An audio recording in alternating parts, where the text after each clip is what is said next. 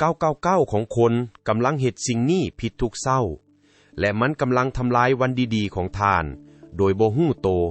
ลองคิดเบิงสิ่งทำอิฐที่เจ้าเฮ็ดตอนตื่นนอนแม่นหยังแม่นแล้วการจับมือถือขึ้นมาเบิงการกระทำแบบนี้